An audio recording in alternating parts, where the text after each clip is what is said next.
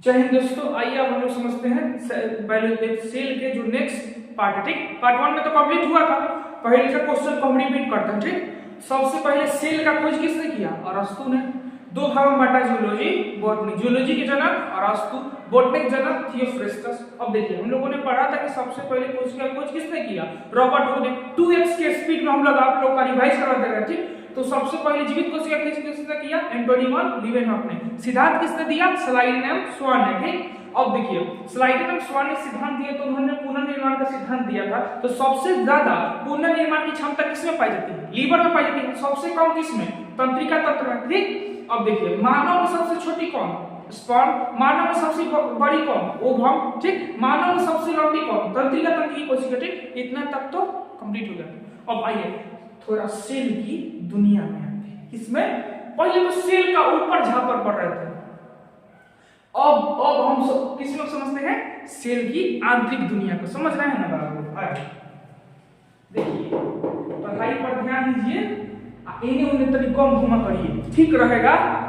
शरीर का अंग बचा रहेगा, नहीं तो कहीं अगर पकड़ा गए तो दिक्कत हो जाएगी। समझ रहे हैं ना?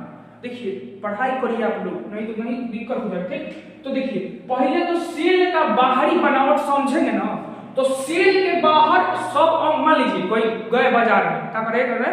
बाजार में मान लीजिए कीने सब्जी कीने, मतलब जो भी है, टमाटर सब खरीदे, और लिक्विडो सामान खरीद लिए, तो ये थोड़ा ना हो कि सब एक में सौन कर लेके चले आएंगे।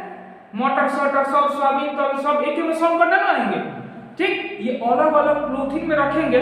ठीक, अलग अलग थैली में रखेंगे, नहीं तो सब आपस में मिलकर खत्म हो जाएगा। ठीक, तो इसको अलग अलग सेल को रखने के लिए अलग अलग थैली बनाई गई है। और एक 12 थैली लेंगे ना, सब रख लेकर की, तो ये बायोलॉजी सेल जो है, इसके अंदर जो भी अंग है उसको बाहर से थैली बनाई गई है। क्या बनाई गई है?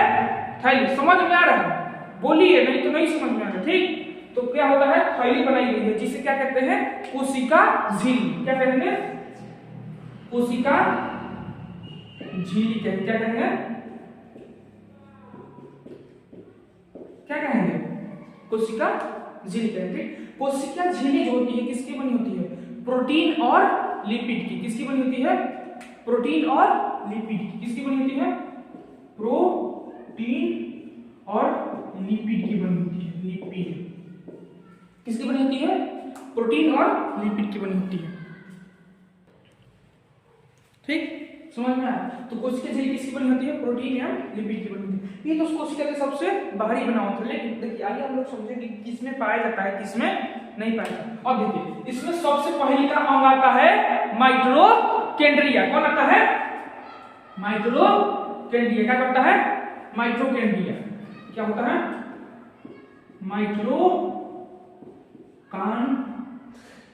जो भी हो, कॉन्ड्रिया। कहीं गड़बड़ दिख रहा है क्या? कहीं गड़बड़ दिख रहा है? गड़बड़ दिख रहा है तो इनमें भूख भाग गई। मतलब जो अगर मान लीजिए कोई चीज आपसे ना बनता तो उसमें इतना ना गूंज दीजिए कि किसी और को भी समझ में ना आए। लेकिन इतना तो समझ में आ ही रहा होगा, माइटोकॉन्ड्रिया लिखा होगा। ठीक, बातों पर ध्यान दीजिए। ठीक, राइटिंग पर ध्यान मत दीजिए। देखिए, माइटोकॉन्ड्रिया क्या होता है? यह शरीर के अंदर ऊर्जा का निर्माण करता है ना। क्या करता है? देखो बाबू, चिल्लाओ, बोलो, नहीं बोल सकते तो याद ना होगा। ठीक, क्लास में याद करो। तो माइटोकॉन्ड्रिया खोज की, माइटोकॉन्ड्रिया क्या करता है? ऊर्जा का निर्माण। ऊर्जा कैसे बनाता है? ये तो मन में सवाल आता है। देखिए, जैसे ही हम लोग सांस लेते हैं, अभी थोड़ी ना होगा ऑक्सीजन आओ नाइट्रोजन जाओ, ऐसे थोड़ी ना होगा है? सब एक के बार में आ जाता है, अंदर फेफड़ा छाटता है। ओहो, ऑक्सीजन का काम है, नाइट्रोजन भाग, कार्बन डाइऑक्साइड निकाल के फेंक देगा। ठीक, तो ऐसा थोड़ी ना होगी हम बाहर से छाट कर लेंगे, ओहो ऑक्सीजन आओ और कार्बन डाइऑक्साइड ये सब भागो, ऐसा थोड़ी ना होता है। सब घुस जाता है अंदर। अब फेफड़ा क्या करता है? छाटता है, आर्गन बाहर निकल, कार्बन डाइऑक्साइड बाहर निकल, ऑक्सीजन को खाली रख लेता है। क्या करता है? ऑक्सीजन को रख लेता है। अब देखिए, अब आगे हम लोग समझते हैं। तो माइटोकॉन्ड्रिया क्या करता है? अगर हम सांस लेते हैं, बोलो रे बाबू, हैं? समझ में ना आ रहा है? देखो, अगर हम सांस लेते हैं तो फेफड़ा में आता है। अब यहाँ से क्या करता है? ऑक्सीजन तो ये तो स्टोर कर लिया। ठीक, अब यहाँ से ब्लड के रास्ते कौन ले जाएगा? माइटोकॉन्ड्रिया। अब एक पॉकेट धोएगा, लोग सब क्या करेगा? धोएगा। अब अस्थिर में ले जाकर क्या करेगा? ऊर्जा का निर्माण करेगा। मान लीजिए गांव देहात में कहीं अगर बाढ़ आ गया तो ट्रक में से अगर कोई चिवड़ा मीठा बांटता है तो वही थोड़े ना उतार के खाए लगते हैं ना, सब कुछ उतार लेता है और धीरे धीरे कहीं इकट्ठा में ले जाकर कहीं अलग ले जाकर खाता है, ठीक। तो वैसे ही सब ऑक्सीजन लेकर चला जाता है और कहीं अकेले में बैठ के ऊर्जा का निर्माण करता है। तो माइटोकॉन्ड्रिया क्या करता है? ऊर्जा का निर्माण करता है, ठीक। तो देखिए क्या करता है, सबसे पहले ऑक्सीजन आएगा तो उसे क्या कहेंगे? ऑक्सीश्वसन। क्या करेंगे? क्या कहेंगे? ऑक्सीश्वसन। क्या कहेगा? ऑक्सीश्वसन। ऑक्सीश्वसन आएगा तो एगो चक्र चलेगा। क्या चलेगा? चक्र, जिसे क्या कहते हैं? क्रेब्स चक्र कहते हैं। क्या कहते हैं? क्रेब्स चक्र कहते हैं। क्वेश्चन पूछा हुआ है। तो सबसे पहले ऑक्सीजन आएगा तो ऑक्सीश्वसन, उसके बाद क्रेब्स चक्र, और क्रेब्स चक्र के फलस्वरूप 38 एटीपी का निर्माण होता है। क्या होता है? 38 एटीपी। कितना? 38 एटीपी, जिसे एडेनोसिन ट्राइफॉस्फेट कहते हैं। आगे हम लिखवा देंगे फुल फॉर्म। तो इसे क्या कहते हैं? Adenosine triphosphate. 38 एटीपी मिलकर एक ग्लूकोज का निर्माण करता है। किसका करता है? एक ग्लूकोज का। किसका निर्माण करता है? एक ग्लूकोज का। अब यही ऊर्जा देता है, और एक ग्लूकोज क्या करता है? ऊर्जा देता है। क्या देता है? यह क्या देता है? और ऊर्जा देता है। देखिए अगर किसी को मान लीजिए अभी बेहोश हो गया है तो उसे फटाके से क्या दिया जाता है? ग्लूकोज घोर कर दिया जाता है या पानी चढ़ाया जाता है, क्योंकि सबसे जल्दी अगर मान लीजिए अगर हम डायरेक्ट भोजन देंगे, देखिए बाबू यहाँ पर ध्यान दीजिए, ठीक रहेगा, ठीक। तो देखिए अगर भोजन हम लेंगे तो सबसे क्या करेगा? ऑक्सीश्वसन करेगा, फिर क्रेब्स चक्र चलाएगा, 38 एटीपी बनाएगा, एक ग्लूकोज बनाएगा, उसके बाद ऊर्जा मिलेगा अगर भोजन करते हैं तब। लेकिन अगर डायरेक्टली आपके शरीर में ग्लूकोज को मिला दिया जाए तो क्या होगा? एक बैग ऊर्जा मिल जाएगा। तो देखिएगा लोग, पहले ही सुस्त रहेगा लोग, कोई तबियत खराब होगा, और जैसे ही एक बोतल पानी चढ़ेगा उसके मन में हरिहरी आ जाएगा, ठीक। तो क्या होता है? पानी जो चढ़ाया जाता है वह इस सब प्रोसेस को पहले ही बना दिया जाता है, और डायरेक्ट क्या चढ़ाया जाता है? ग्लूकोज चढ़ाया जाता है। समझ रहे हैं ना? देखिए गांव देहात में होता है, अगर पानी चढ़ता है, अरे होकरा तो फलाना का पानी चढ़ रहा हो लोग, ठीक। तो क्या होता है? तो उस मतलब पानी उनी चढ़ता है तो लोग बहुत मतलब लोग सेवा करते हैं। देखिए गांव देहात में फल बहुत कम आता है, मीट मछली कम आता है। तो किसी का तबीयत खराब हो तो अभी उसके घरे अनार सेब सब आता है। बड़ी गांव का सिचुएशन, मतलब हम भी तो गांव में ही आते हैं, लेकिन गरीबी बहुत है बिहार के अंदर। तो अब चाहिए कि बिहार को आगे बढ़ाए, ठीक। पहले जमाने की सोच को चंद्रगुप्त मौर्य वाला फिर से भारत का निर्माण करे, और अखंड भारत के निर्माण की प्रक्रिया कहां से स्टार्ट होगी? बिहार से। और यहाँ की धरती से महात्मा गांधी ने चंपारण सत्याग्रह किया था, यहाँ से ही चंद्रगुप्त मौर्य ने पूरे अखंड भारत का निर्माण किया था। अशोक यहीं का थे और आर्यभट्ट यहीं के थे। तो फिर से एक नई बिहार की शुरुआत करते हैं, जो कहां से कहां तक होगा? अफगानिस्तान से लेकर म्यांमार तक होगा दोस्तों। और अखंड भारत का पहला शुरुआत कहां से होगा? बिहार से ही होगा, क्योंकि सब चीज की शुरुआत कहां से हुई थी? बिहार से। देखिए महात्मा बुद्धों की मोक्ष की प्राप्ति कहां से हुई थी? बिहार से। महावीर स्वामी को बिहार से। समझ रहे हैं ना? तो बिहार बहुत पवित्र है, लेकिन यहाँ के कुछ नेतागण जो है थोड़ा खा चुके हैं, ठीक। समझ रहे हैं ना? ठीक। तो अब माइटोकॉन्ड्रिया क्या करता है? ऊर्जा का निर्माण करता है। ये तो समझ में आ गया। माइटोकॉन्ड्रिया खोज किसने किया? ऑल्टमैन ने। किसने किया खोज? इसका किसने किया? ऑल्टमैन ने। किसने किया? और माइटोकॉन्ड्रिया को तो बारे में समझ में आ ही गया होगा। अब इसमें लगता है कुछ नहीं बचा है, ठीक। देखिए ऊर्जा बनता है, ठीक। इतना तो समझ में आ गया। माइटोकॉन्ड्रिया समझ में आ गया, तो ये सब प्रोसेस समझ में आ गया। वो लिखना का काम नहीं है, एक के बाद मोबाइल से कैप्चर करिए। लड़की सब बहुत तेज होती है, सब पढ़ती कहा है, लड़का सब तुम्हारा फोन करेगा, ओ खाई हो कुछ ना, पढ़ाई में करे डिस्टर्ब ना, बाद में फोन करियो, रख रहे हैं, ठीक। लड़की सब होती है सब एगो ना 5-5 गो, ठीक। अगर लड़का होता है, देखिए आपको बात करने से अगर हटना है तो फोन करिए, आप क्वेश्चन पूछिए, बायोलॉजी की जनक कौन? ससुर कहते हैं ससुर खाली क्वेश्चन है पूछता है, गौवा लेकर धरने दो, गौवा लेकर साले को मरने दो, क्योंकि वो बतियाए। अगर उससे दूर हटना है, मान लीजिए फोन बार बार कर रही है, तो इसे क्वेश्चन एकदम गहरा में ले जाकर पूछिए, जब बताओ तो माइटोकॉन्ड्रिया की खोज किसने किया था? माइटोकॉन्ड्रिया में कौन सा चक्र चलता है? वो सबसे निकल गई है, खाली क्वेश्चन में पूछता है। चलो दूसरे कोई को थोड़ा नहीं, तो ऐसे आप पढ़ाई पर किसी और को इंटरफेयर मत होने दीजिए। तो आते हैं समझते हैं माइटोकॉन्ड्रिया के बारे में। ठीक, आइए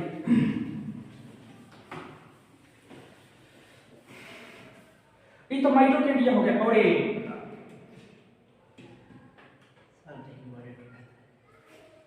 कोई बात नहीं, आने वाले समय में डिजिटल बोर्ड भी आएगा। ठीक, तो क्या हो गया माइटोकॉन्ड्रिया।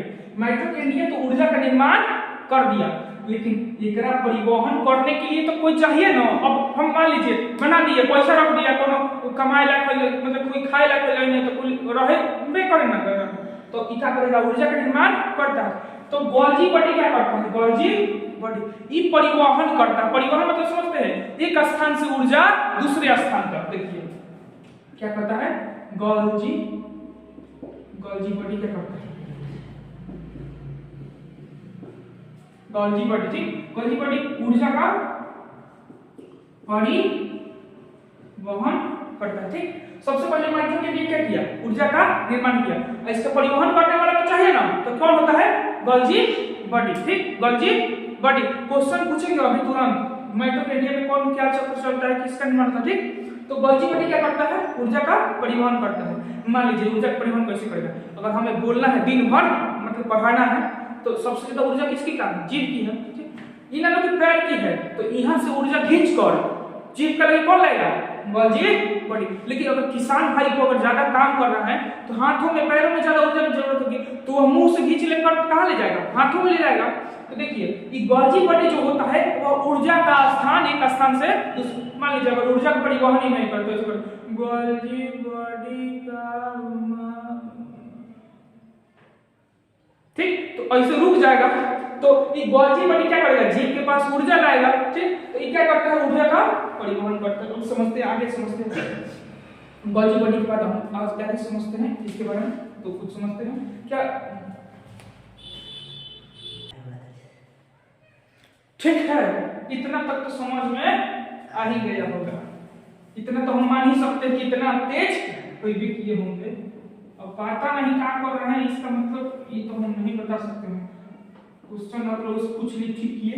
अब अगला हम लोग प्रोसेस में आते हैं। अब देखिए इसके अंदर तो क्या करें, पहले हम लोगों ने क्या करा, सोच निकाल लेते हैं। पहले हम लोग कोशिका झिल्ली के बारे में जाना, ठीक, उसके बाद किसके बारे में जाना, माइक्रो, उसके बाद किसके बारे में जाना, गोल्जी बॉडी के बारे में जाना। ठीक, अब देखिए आगे हम लोग समझते हैं। अब देखिए इसके अंदर कौनो तो है ना जो खारा कर पिलर का काम करेगा। अब मान लीजिए घर में पिलर नहीं रहे तो घर में एक बार में आके चिपक जाएगा। तो इसके अंदर कंकाल यानी कंकाल, ठीक, कंकाल इस कोशिका को ऐसे पचकने से रोकता है। तो इसके अंदर कंकाल का काम कौन करता है, कंकाल का काम कौन करता है, कौन करता है, अंतःप्रदप जालिका। क्या कहता है, अंतःप्रदप जालिका, इंडोप्लाज्मिक रेटिकुलम, जिसे क्या कहते हैं, इंडोप्लाज्मिक रेटिकुलम। 5 हाली बोलिए, इंडोप्लाज्मिक रेटिकुलम, इंडोप्लाज्मिक रेटिकुलम। 5 हाली आप बोलिएगा याद हो जाएगा। ठीक, तो इसके अंदर आंतरिक कंकाल का काम कौन करता है, इंडोप्लाज्मिक। अब देखिए यह 2 प्रकार का होता है। ठीक, यह 2 प्रकार का। उपाड़वा जो है, मतलब उपाड़वा जो है स्मूथ पाता है। क्या पाता है, स्मूथ मतलब होता है मुलायम। क्या होता है, मुलायम। ये क्या होता है, मुलायम होता है। लेकिन निचवा का होता है, रफ होता है। रफ मतलब समझते हैं, खुरदुरा, ठीक है ना, खुरदुरा। तो ये क्या होता है, निचवा रफ होता है, रफ। एग्जाम्पल आप समझिए रहे होंगे। ठीक, तो ये क्या होता है, ऊपरवा स्मूथ था, निचवा रफ। तो देखिए ये हो गया इंडोप्लाज्मिक रेटिकुलम। अब देखिए ये जो स्मूथ है ये क्या है, स्मूथ है, वासा। वासा मतलब क्या होता है, चर्बी। क्या होता है, चर्बी। देखिए अब धीरे धीरे हमारा तो निकल रहा है, लेकिन अभी थोड़ा कमी है, ज्यादा नहीं है। तो देखिए ये क्या होता है, ऊपरवा वासा, वासा या कार्बो, बोलो ना रे बबुआ, कार्बोहाइड्रेट ना बोल बहुत तो नहीं हुआ। ठीक, तो ये क्या करता है, वासा और कार्बो। तो ये किस पर होता है, किस पर होता है, स्मूथ जन होता है। कौन, क्या होता है, स्मूथ किसका निर्माण करता है? वसा एंड कार्बोहाइड्रेट। लेकिन जो रफ होता है, यानी जो रफ यानी खुरदुरा होता है, वो किसका निर्माण? उसके ऊपर होता है राइबोसोम, बैठल रहता है। कौन बैठता है? राइबोसोम। कौन बैठल रहता है? राइबोसोम। कौन बैठल रहता है? राइबोसोम बैठल रहता है। अब राइबोसोम डिसाइड करेगा कि हमारा कौन ऊर्जा बनाना है। अगर मान लीजिए कोरोना होगा तो थोड़े ना ऊर्जा मार खानी दे देगा, ऊर्जा दे दिन भर बनाओ तो कोरोना दिन भर, तो ऐसा थोड़ी ना होता है। तो ये अब छाटेगा कि आप इंसान हैं कि कोरोना है। ठीक, अब देखिएगा इंसानों में बोलो, अब ये कहे कि जिसका मुंह दलिदर खानी है वो कोरोना हो गया। वो आप देखिए दलिदर खानी मुंह है, इसका मतलब ये मत समझिए कि आप कोरोना है। ठीक, इंसान रहना चाहिए बस। ठीक, समझ रहे हैं ना? अब समझ रहे हैं ना? ठीक, देखिए ये क्या है? राइबोसोम। राइबोसोम अब डिसाइड करेगा किसको क्या ऊर्जा देना है। ठीक, देखिए तो ई बनाता है 70S और 80S। कौन? 80S। 70S जो है ये सब जितना कीटाणु है सब अपने को देता है। 80S जो है वो हमारा मतलब हमारा नहीं इंसान को देता है। तो ये क्या होता है? 70S मतलब प्रोकैरियोटिक, जो कीटोट होते हैं, जो छोटे मोटे होते हैं, कोरोना क्या होता है? कोरोना। देखिए कोरोना पूरा दुनिया भर के कोरोना का आप इकट्ठा करिएगा ना तो मात्र 1 चम्मच में अंट जाएगा पूरी दुनिया का। और गांव में लोग कहता है 5 गो लड़का पैदा करो, लाठी तैयार हो रहा है, लाठी। एक गो लड़का पैदा करो, ससुरा मिसाइल में बना दो, मिसाइल बना दो कि 5 गो के बाद में ध्वस्त कर दे। तो आप क्या करिए? आपका मतलब आगे सिचुएशन जनसंख्या कंट्रोल का एक ही मात्र उपाय है कि शिक्षा। ठीक, कोरोना देख रहे हैं पूरा दुनिया में कोरोना फैल गया 1 चम्मच के बराबर है। ठीक, तो वैसे ही आप मतलब आप धीरे धीरे विकास करिए और इन सब बारे में समझिए। तो क्या होता है? 70S क्या होता है? कोई क्वेश्चन है? देखिए 70S होता है, क्या होता है? प्रोकैरियोटिक। क्या होता है? प्रोकैरियोटिक होता है। ठीक, 70S किसमें पाया जाता है? प्रोकैरियोटिक। यूकैरियोटिक याद रखिएगा, मतलब कि यू मतलब तुम। तो याद रखने का तरीका क्या है? इंसानों में क्या पाया जाता है? यूकैरियोटिक। जैसे यू को क्या बुलाते हैं? ठीक, सीबीएसई बोर्ड वाला यू को बुलाता है, बिहार की हिंदी मीडियम वाला तो आप करके बुलाता है, उसे थोड़ा बापू को कहते हैं यू, इधर आओ। वो क्या होता है सर? समझ रहे हैं ना बात? हाँ,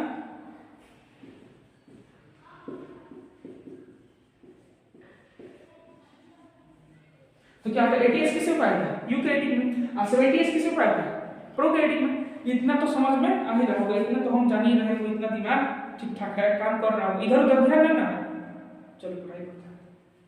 ठीक, तो इतना समझ में आ गया। अब आगे हम लोग समझते हैं। ठीक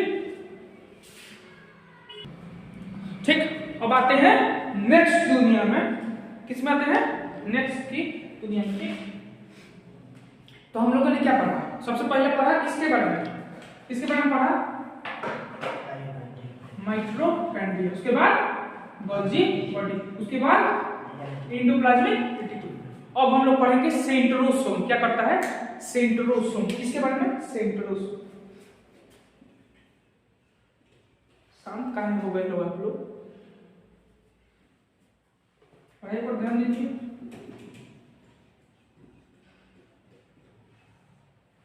सेंट्रोसोम। सेंट्रोसोम क्या करता है? देखिए शरीर के अंदर कहीं अंग टूट गया, कहीं अंग टूट गया तो उसका निर्माण कौन करता है? कौन करता है? सेंट्रोसोम। तो अब क्वेश्चन देखिए सेंट्रोसोम क्या करता है? मान लीजिए कि कोई हाथ कट गया तो वहां फिर से हाथ मतलब तो इसे जोड़न ओड़न दाद के कौन बनाएगा? जोड़न मतलब समझते हैं? गांव देहात में वो सब दही नहीं जमता है, तो वही तो मान लीजिए कहीं गोर आप फोड़ो कर चलिए तो वहां पे गोर का निर्माण कौन करेगा? सेंट्रोसोम करेगा। सेंट्रोसोम करेगा। तो सेंट्रोसोम जो होता है वह दिमाग में काम नहीं करता है, यानी कि ब्रेन में सेंट्रोसोम काम नहीं करता है। क्या करता है? नहीं कर। समझ में आ रहा है? चलिए देखिए, तो ब्रेन जो होता है ये कोशिका सेंट्रोसोम है, जाओ यहाँ से। सेंट्रोसोम को चिंता ही नहीं, क्या करता है? चिंता नहीं। जैसे देखिएगा कोई बड़ा बड़ा अभी स्टूडेंट सब मिलते हैं लोग, तो वो अगर कोई मान लीजिए दरोगा में हो गया, कोई अधिकारी बन गया, तो पहचानेगा छोटा होता नहीं है कोई चलाता है। देखिए उनकी भी कोई रूल रेगुलेशन है। अगर वैसे देखने लगे तो पूरा गांव के लोग बिहाने में पर्ची अगर दरवाजे के नीचे आई सिग्नेचर कर देंगे बना, उनकी भी कोई उनके स्थान पर आप जाकर देखिए उनकी भी कोई दिक्कत है। ऐसे थोड़ी ना कोई होता है, यूं ही कोई थोड़ी ना बेवफा होता है, कुछ तो मजबूरियां रही होंगी। ठीक, तो ब्रेन में सेंट्रोसोम नहीं पाता है। देखिए लेकिन सबसे तेज किसमें पाता है? लीवर में। किसमें? लीवर में। लीवर में क्या करता है? अगर मान लीजिए कोई आपको घोंपने या छुरी तो किस साइड घोंपाएगी? क्या घोंपाएगा? महाराज आपको हम सिखा रहे हैं लीवर में सबसे जल्दी विभाजन होता है। आप अपने में घोंप लीजिए ना, हमारे में क्या करते घोंपेंगे, आपको प्रैक्टिस भी हो जाएगा। ठीक, तो ये सब घोपा ना कि हमारा मान लीजिए ये सब दिमाग में है। अब मान लीजिए आपको 500 और 1000 का रुपया रोड पर मिले तो किसको उठाएंगे? हैं? 1000 को दूर पकड़ लो, दोनों को उठाओगे। अभी क्या करते 1000 का रुपया रख देते, 500 छोड़ देते, ऐसा थोड़ी ना होता है। समझिए आप लोग इकोनॉमिक्स को समझिए। ठीक, इकोनॉमिक्स में आगे हम बढ़ाएंगे। तो ये क्या करता है? सेंट्रोसोम क्या करता है? विभाजन का कार्य करता है। तो सबसे तेज विभाजन किसमें करता है? लीवर में होता है। ठीक, तो सबसे कम किसमें है? सबसे तेज किसमें? ठीक, लेकिन देखिए क्या होता है, क्या होता है? कोई डाउट है? देखिए तो क्या होता है अगर सेंट्रोसोम पगला जाए, हैं? मान लीजिए यहाँ उंगली काटा और धराधर बनाने लगे, उंगली बड़ा कर दे, इतना बड़का हैराना कर दे, तो क्या होता है? सेंट्रोसोम का पगला जाना कैंसर हो जाता है। क्या होता है? कैंसर। अगर मान लीजिए कहीं टूट गया, मान लीजिए हड्डी कहीं टूटा, हड्डी बढ़ाते एक बहुत जगह बढ़ा दिया, तो क्या होता है? किसको कहते हैं? सेंट्रोसोम का पगला जाना। अब ये ना थोड़ा सा बढ़ा तो कोई प्रॉब्लम नहीं है, लेकिन अभी क्या नहीं पगला गया मतलब पीले खोले था आया सेंट्रोसोम आज रात के कोई पिटाई है का कटले क्या धरा राते में बना दिए घेरे, तो क्या हो जाएगा? सेंट्रोसोम का पगला जाना क्या कहलाता है? कैंसर कहलाता है। समझ रहे हैं ना? देख कोई प्रॉब्लम? देखिए अगर ब्लड पर शरीर अधिक मात्रा में ब्लड बना दे तो क्या हो जाता है? Blood cancer. क्या होता है? ब्लड कैंसर होता है। समझ में आ रहा है ना? ब्लड कौन निर्माण करता है? हड्डी के अंदर जो बोन मैरो होता है, जो हड्डी चैप्टर पढ़ाएंगे तो बताएंगे कि ब्लड का निर्माण कहाँ होता है। और देखिए कहीं का कहीं पढ़ने लगेगा तो बायोलॉजी समझ में, बायोलॉजी का जीके का कोई टॉपिक नहीं समझ में आएगा, जहाँ है वहीं पढ़िए। डॉक्टर को पता होता है कि कहाँ सुई देना होता है, कहाँ दवा देना होता है, सब पता है। धीरे धीरे जाएगा। समझ में आ रहा है? कोई डाउट है? चलिए धीरे धीरे समझते रहिए। ठीक, तो हम लोग क्या पढ़ा? सेंट्रोसोम के बारे में। अब आते हैं वेक्यूल्स के बारे में। किसके बारे में? वेक्यूल्स के बारे में। किसके बारे में? अभी पीछे वाला जितना कुछ अभी थुराई हुआ था, अभी कमी में थुराई होगा। ठीक,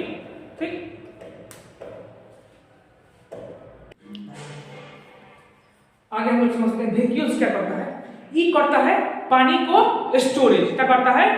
कि पानी को क्या करता है? वेक्यूल्स जिससे क्या कहते हैं? रसधानी कहते हैं। क्या कहते हैं?